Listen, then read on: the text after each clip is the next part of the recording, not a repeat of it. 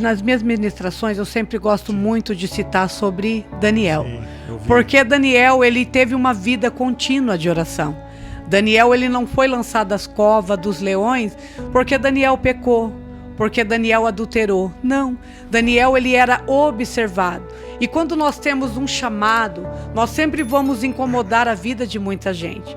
Nós sempre vamos ser aquela pessoa que incomoda quando nós chegamos e vivenciamos algo na vida de alguém. E na vida de Daniel não foi diferente, porque Daniel, ele é levado cativo, para o cativeiro babilônico. Então Daniel, ele começa a ser observado pelos que poderiam dar um suporte a Daniel.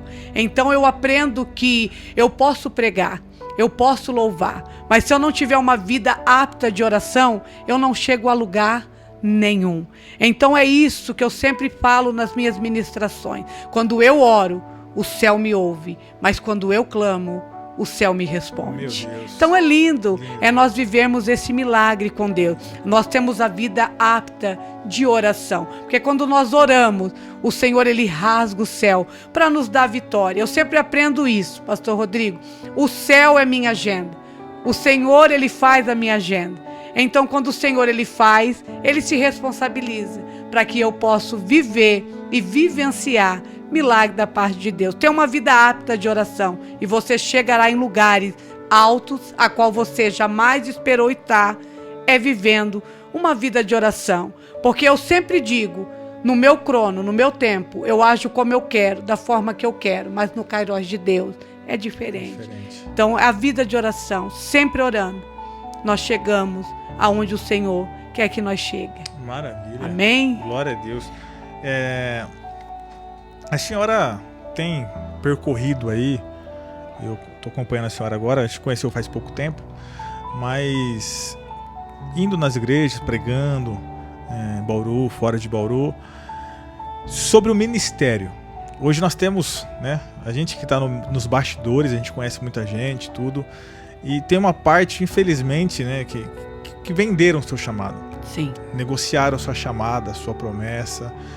Ou trocaram pelos prazeres, pelo dinheiro, pelo poder, e mecanizaram a sua chamada.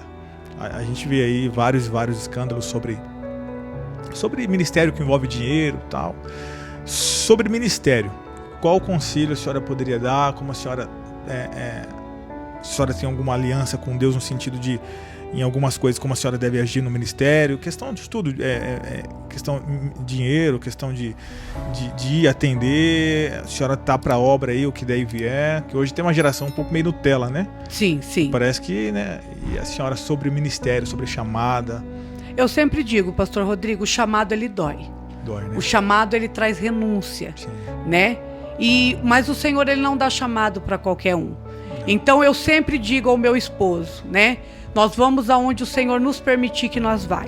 Porque o Senhor jamais vai nos dar um chamado que nós não possamos carregá-lo, Então sempre eu digo nas minhas ministrações, culto dos lares, cultos fúnebres, o Senhor nunca nos dará um chamado que nós não possamos carregá-lo.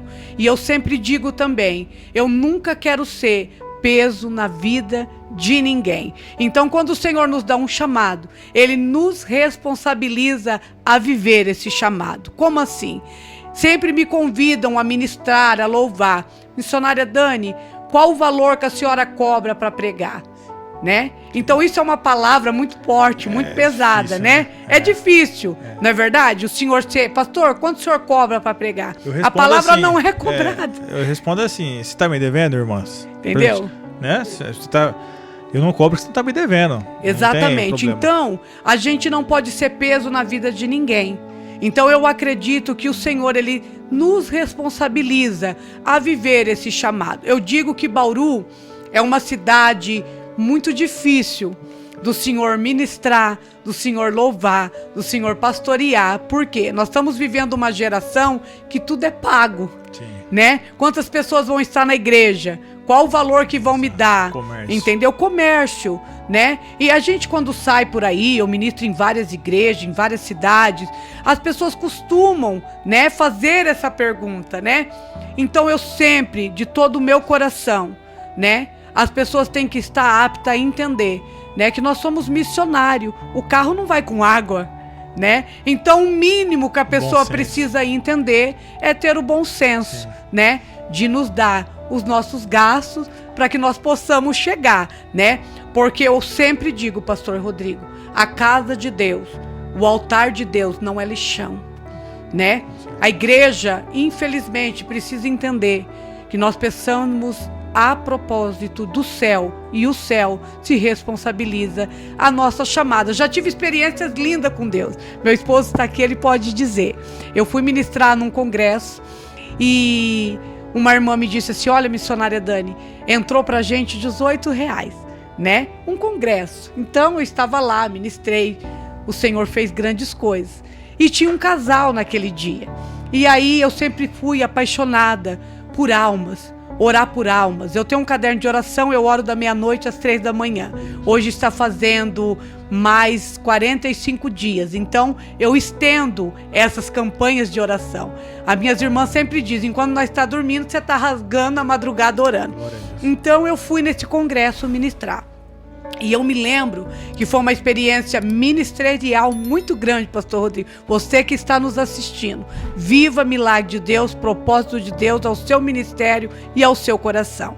E ela me pediu uma oração. Ela disse: missionária, você poderia orar por mim, pelo meu esposo? Nós vemos aqui e a gente soube que a senhora está ministrando e a gente ama ouvir a senhora ministrar. Pois bem, orei por ela, pastor. E quem anda com R$1.000 na bolsa nos tempos que nós estamos vivendo? E aí ela me olhou e me disse: missionária Dani, enquanto a senhora orava por nós, Deus mandou nós te abençoar. Então é o senhor viver. Ministério é isso, é renúncia, é sacrifício, mas é viver propósito de Deus. Meu Deus. Na hora que eu olhei aquele dinheiro, eu olhei pro meu esposo e disse: meu Jesus, será que é de verdade? Eu vou contar de novo para ver se eu não estou sonhando. Entendeu? É o senhor viver propósito de Deus. Essa geração precisa viver propósito de Deus. O Senhor nunca nos levará para ser envergonhado nem confundido. Ele cuida. Se Ele nos deu um ministério, Ele cuida e Ele é fiel. Eu nunca vi o justo mendigar o pão e nem a sua descendência passar fome.